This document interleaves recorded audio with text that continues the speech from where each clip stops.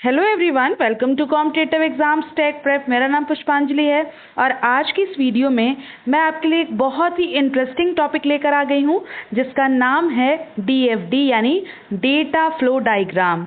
सो DFD को आज हम डिस्कस करने वाले हैं सॉफ्टवेयर इंजीनियरिंग के अंदर। बहुत इंपॉर्टेंट वीडियो है होने वाली है आपके एग्जाम पॉइंट ऑफ व्यू से। अभी तक आप मेरे चैनल पे जुड़े नहीं हैं तो जुड़ जाइए, करिए चैनल को सब्सक्राइब और बेल आइकन को प्रेस कर दीजिए जिससे आने वाली वीडियोस की नोटिफिकेशन मिलती रहें और ऐसी यूजफुल वीडियोस आप देख पाएँ। आप मुझे टेलीग्राम पे ही फॉलो कर सकते हैं जहाँ पे वीडियोस के नोट्स प्रोवाइड करती हूँ। लिंक डिस्क्रिप्शन बॉक्स दिया है, वहाँ से चेक करके ज्वाइन कर सकते हैं। सॉफ्टवेयर इंजीनियरिंग की पूरी प्लेलिस्ट को एक्सेस करने के लिए आपको लिंक डिस्क्रिप्शन बॉक्स में मिल जाएगा। वहाँ से सारी वीडियोस को सीक्वेंशली आप एक्सेस कर सकते हैं और अपने एग्जाम में उसे यूजफुल बना सकते हैं। तो चलिए स्टार्ट करते हैं हम अपने टॉपिक को जो है डीएफडी। बात करेंगे आज डेटा फ्लो डायग्राम के बारे में।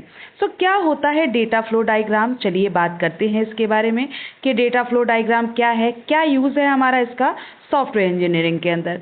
डीएफडी हमारा, जैसा कि हमने फुल फॉर्म देखा, डेटा फ्लो डायग्राम है, यानी ये एक तरह का डायग्राम है, यानी ये क्या है, ग्राफिकल रिप्रेजेंटेशन है किस बात का, कि कैसे हमारे सिस्टम के अंदर इनपुट और आउटपुट जो हैं वो आपके हो रहे हैं। आई मीन टू से कि डीएफडी जो है वो क्या बताता है कि ये एक ग्राफिकल रिप्रेजेंटेशन है कि ये दिखाता है कि आपके सिस्टम के अंदर जो डेटा है वो किस तरह से इनपुट हुआ, कैसे प्रोसेस हुआ और उसका आउटपुट किस तरह से आया। ये पूरा प्रोसेस जो है उसको प्रेजेंट करता है डायग्राम के थ्रू डीएफडी। क्लियर है? डीएफडी सिर्फ फोकस किस पे करता है कि इंफॉर्मेशन किस तरह से सिस्टम के अंदर फ्लो हो रही है, इनपुट कैसे हुई इंफॉर्मेशन, डेटा कैसे इनपुट हुआ और प्रोसेस होके वो कैसे आउटपुट तक आया, इस पूरे प्रोसेस को डीएफडी बताता है। ठीक है, क्लियर है? डीएफडी इंफॉर्मेशन के फ्लो को फोकस करता है कि इंफॉर्मेशन हमारे सिस्टम में कैसे फ्लो हो रही है। ठीक है, चाहे डेटा हमारा सिस्टम में आ रहा हो, चाहे डेटा से हमारा सिस्टम से जा रहा हो या फिर डेटा कहीं स्टोर हो रहा हो, इन सभी बातों को ग्राफिकली हम रिप्रेजेंट करना चाहते हैं। उसके लिए हम डीएफडी यानी डेटा फ्लो डायग्राम का यूज़ करते हैं।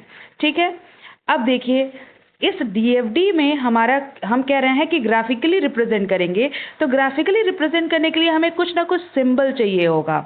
एम आई राइट? अब आपको अगर सिंबल्स चाहिए हैं तो डीएफडी के अंदर बेसिकली 4 सिंबल्स यूज़ किए जाते हैं जिनका यूज़ करके हम अपने सिस्टम की वर्किंग को बता सकते हैं कि सिस्टम किस तरह से वर्क कर रहा है, डेटा सिस्टम के अंदर कैसे फ्लो हो रहा है।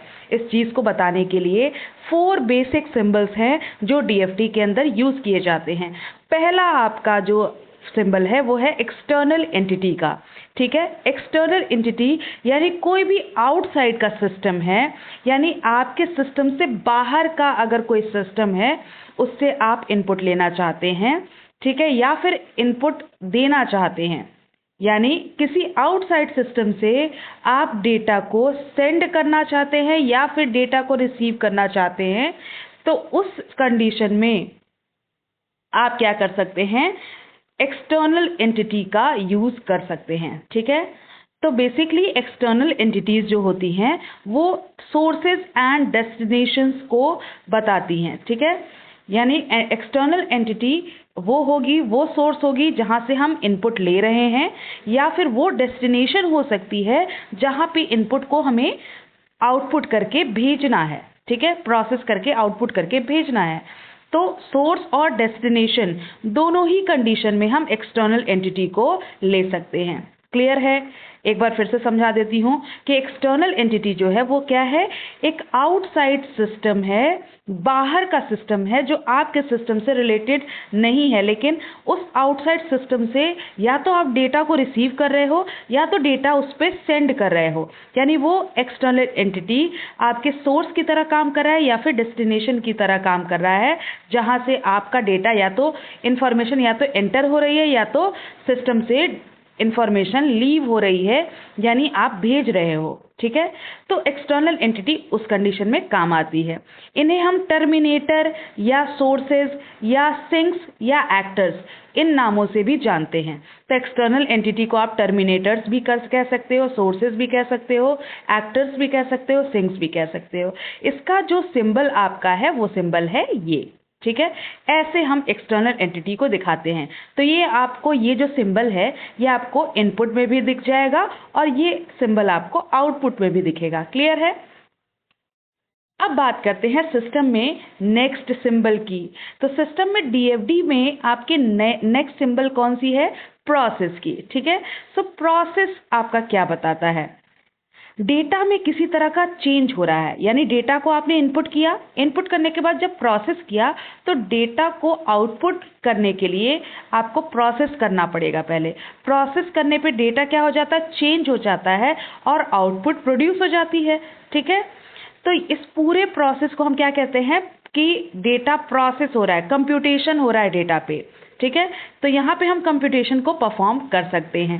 तो प्रोसेस सिंबल जो होता है वो आपका सर्कल से हम डिफाइन करते हैं और इससे ये बताते हैं कि सिस्टम के अंदर डेटा की किस तरह से प्रोसेसिंग हो रही है, डेटा का कंप्यूटेशन किस तरह से हो रहा है। इसके लिए हम इस सिंबल को यूज करते हैं, प्रोसेस सिंबल को। इसे प्रोसेस सिंबल कहते हैं जो सर्कल में आपका दिखेगा।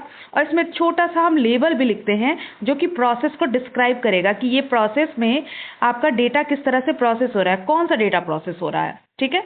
इसके लिए हम इसमें लेबल लगा सकते हैं। थर्ड जो सिंबल हम डीएफडी के अंदर यूज करते हैं वो होता है डेटा स्टोरेज का, ठीक है। डेटा को स्टोर करने के लिए हम इस सिंबल को इस्तेमाल करते हैं। तो चाहे वो इस तरह का सिंबल हो सकता है या फिर आपका सिर्फ दो पैरेलल लाइन के थ्रू भी आप डेटा को डेटाबेस बेसिकली जो कहते हैं डेटाबेस को आप इससे दिखा सकते हैं इन दोनों सिंबल से। या तो आप ये वाला दिखाइए या तो आप ये वाला दिखाइए, ठीक है। दोनों ही सिंबल डेटा को स्टोर करने के लिए दिखाते हैं, यानी ये रिपोजिटरीज की तरह काम करते हैं, एक डेटाबेस की तरह काम करते हैं जहाँ पे डेटा को स्टोर किया जाता है। सो डेटा स्टोर करने के लिए आपका ये दोनों सिंबल हम यूज करेंगे, इनमें से कोई भी एक सिंबल आप यूज कर सकते हैं, ठीक है। ये क्या करेगा? ये इंफॉर्मेशन को होल्ड करेगा जिससे कि उसे आप बाद में यूज कर पाएं, ठीक है। तो डेटाबेस टेबल्स को आप इस तरह से सिंबल में आप लिख सकते हैं। क्लियर बात है? ठीक है। अब आ जाते हैं नेक्स्ट जो आपका लास्ट वन है वो है हमारा डेटा फ्लो सिंबल, ठीक है। डेटा फ्लो सिंबल आपका बेसिकली एरो होता है, जिधर भी एरो लगा है उधर ही डेटा फ्लो हो रहा है। क्लियर बात है? तो ये डेटा के रूट को बताता है कि एक्सटर्नल एंटिटी से डेटा किस किस रूट से दूसरी एक्सटर्नल एंटिटी तक गया, कैसे डेटा प्रोसेस हुआ, कैसे डेटा स्टोर हुआ, उसके लिए आपका ये एरो सिंबल जो है वो बताता है कि फ्लो ऑफ डेटा कैसे हो रहा है। तो ये बेसिकली 4 सिंबल्स हैं जो हम यूज़ करते हैं अपने डीएफडी के अंदर और इन्हीं 4 सिंबल्स का यूज़ करके हम अपने पूरे की पूरी डीएफडी को बनाते हैं, ठीक है। तो डीएफडी कभी भी आप प्रोजेक्ट्स में बहुत ज़्यादा यूज़ करते हैं डीएफडी का, तो डीएफडी जब भी बनाएं इन 4 सिंबल्स से आप इजीली अपने डीएफडी को बना सकते हैं, ठीक है। क्लियर सी बात है। अब हम एक चीज़ और इसमें देख लेते हैं कि डीएफडी जो हमने बनाई इसमें 4 सिंबल्स हमने समझ लिए। अब हम इसमें थोड़ा सा इसमें ये भी देखेंगे कि इसके कौन कौन से लेवल्स होते हैं, ठीक है। तो डीएफडी में आपके बेसिक से 2 लेवल्स होते हैं, 0 एंड 1। इसके अलावा भी आप लेवल्स ऐड कर सकते हैं बट वो लेवल्स बहुत ज़्यादा कॉम्प्लेक्स हो जाते हैं, तो वो लेवल्स हम इसको ड्रॉ नहीं करते हैं बेसिकली। अगर हम नॉर्मल सा प्रोजेक्ट बना रहे हैं, नॉर्मल सा सिस्टम बना रहे हैं, तो उसमें हम लेवल 2, लेवल 3, लेवल 4 को हम इंक्लूड नहीं करते हैं, ठीक है। बेसिकली हम कौन सा यूज़ करते हैं? लेवल 0 और लेवल 1। तो डीएफडी के लेवल्स में आपके सबसे पहले हम बात करेंगे डीएफडी लेवल 0 की, जिसे हम और क्या कहते हैं? कॉन्टेक्स्ट डायग्राम कहते हैं। तो लेवल 0 कहिए, डीएफडी लेवल 0 कहिए या फिर कॉन्टेक्स्ट डायग्राम भी इसे आप कह सकते हैं, कॉन्टेक्स्ट लेवल डायग्राम, ठीक है। ये क्या बताता है? डीएफडी का जो लेवल 0 होता है, लेवल 0 यानी ये बेसिक ओवरव्यू देता है कि सिस्टम में कैसे डेटा फ्लो हो रहा है, सिस्टम का काम किस तरह से हो रहा है। इसको रिप्रेजेंट करने के लिए हम लेवल 0 को यूज़ करते हैं, ठीक है।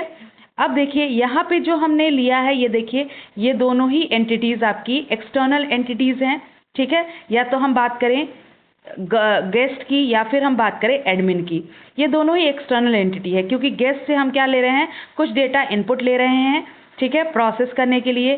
कहाँ प्रोसेस करेंगे, होटल रिजर्वेशन में उस डेटा को प्रोसेस करेंगे, और आउटपुट कहाँ जा रहा है, एडमिन के पास जा रहा है। कुछ एडमिन से भी इनपुट आ रहा है, ठीक है, और यहाँ पे आउटपुट जा रहा है। तो ये आपके दोनों एक्सटर्नल एंटिटीज़ हैं और ये आपका प्रोसेस है। और लास्ट में जो सिंबल हमने यूज़ किया था, ये वाले सिंबल्स जो आपके डेटा के फ्लो को दिखा रहे हैं कि डेटा किस तरफ फ्लो हो रहा है, डेटा का रूट क्या है फ्लो होने का, ये आपका एरो सिंबल बताता है, ठीक है। तो जीरो लेवल डीएफडी बेसिकली पूरे सिस्टम का ओवरव्यू बताता है कि आपका ये मॉडल काम कैसे कर रहा है, ठीक है। बहुत डीप में नहीं जाएंगे लेवल ज़ीरो के अंदर। लेवल ज़ीरो के अंदर सिर्फ एक ही प्रोसेस होता है, ठीक है, एक ही प्रोसेस सिंबल आप बनाएंगे। मोर देन वन प्रोसेस आप यहाँ पे नहीं ले सकते हैं लेवल ज़ीरो में, क्योंकि यहाँ पे हम सिर्फ बेसिक ओवरव्यू दे रहे हैं कि सिस्टम कैसे काम कर रहा है, ठीक है। अब आ जाते हैं लेवल वन पे। सो लेवल वन क्या बताता है, लेवल वन हमारे कॉन्टेक्स्ट लेवल डायग्राम, यानी जो जीरो लेवल का जो हमारा डीएफडी था उसको ब्रेक कर देता है पीसेस में, यानी और डीप में हम चले जाते हैं। वहाँ पे सिस्टम का सिर्फ होल ओवरव्यू ले रहे थे कि सिस्टम किस तरह काम कर रहा है। यहाँ पे हम डीप में देखेंगे कि सिस्टम के अंदर कौन कौन से एलिमेंट्स हैं जो काम कर रहे हैं और सिस्टम के अंदर और भी कौन सी प्रोसेसिंग हो रही है, ठीक है। फॉर एग्जाम्पल जैसे कि हम बात करें कि यहाँ पे इसमें, यहाँ जूम कर दूँ मैं अगर आपको, तो यहाँ देखिए कई सारे प्रोसेस आपको दिख रहे हैं। जैसे ये रिजर्वेशन प्रोसेस तो हमारा कॉमन था, जो हमारे जीरो लेवल में भी हमको दिख रहा था कि ये बेसिकली ओवरव्यू दिखा रहा था कि यहाँ पे हम रिजर्वेशन का प्रोसेस कर रहे हैं, ठीक है। लेकिन रिजर्वेशन में क्या क्या प्रोसेस और कर रहे हैं, जैसे रूम का सिलेक्शन प्रोसेस कर रहे हैं, रूम को सेलेक्ट करवा रहे हैं, और साथ में रिपोर्ट टू एडमिन, यानी एडमिन को रिपोर्ट भी कर रहे हैं, ठीक है। तो ये भी आपका एक प्रोसेस हो गया। एक प्रोसेस हम इंक्वायरी का भी कर रहे हैं, ठीक है। तो रिजर्वेशन में हमें तीन चीज़ें और तीन प्रोसेस और करने होंगे डेटा पे, कि रूम को सेलेक्ट करवाना पड़ेगा, एडमिन को रिपोर्ट करना पड़ेगा रूम के बारे में, और कोई भी इंक्वायरी आ रही है तो उस इंक्वायरी को लेंगे और उसे हम स्टोर भी करेंगे। देखिए स्टोर करने के लिए भी हमने यहाँ पे डेटाबेस का यूज़ किया है, और डेटाबेस को दिखाने के लिए आपने क्या यूज़ किया है, डबल आपके पैरेलल लाइंस हमने यूज़ किए हैं, जिससे डेटाबेस आपका शो हो रहा है, ठीक है। तो इस तरह से हम डेटा को शो कर सकते हैं। यहाँ पे जो एक्सटर्नल एंटिटीज़ हैं वो आपको दिख रही हैं, गेस्ट हमारी एक्सटर्नल एंटिटी है, ठीक है। यहाँ पे रिजर्वेशन स्टोरेज फाइल है, यानी ये भी एक डेटाबेस की तरह हम यूज़ कर रहे हैं। तो आप देख रहे हैं दोनों सिंबल्स हम डेटाबेस के यूज़ कर चुके। तो आई होप आपको समझ में आ गया होगा कि ये जो आपको डायग्राम दिख रहा है ये हमारा लेवल वन है। लेवल वन के अंदर मोर देन वन प्रोसेस हम इंक्लूड कर सकते हैं। क्लियर है बात है? तो यही है हमारे डीएफडी के बारे में। आई होप आपको समझ में आ गया होगा डीएफडी क्या होती है, कौन कौन से सिंबल होते हैं, और दो लेवल्स होते हैं बेसिक जो हम अपने सिस्टम में सिस्टम के प्रोसेस को दिखाने के लिए, सिस्टम के डेटा के फ्लो को दिखाने के लिए हम यूज़ करते हैं।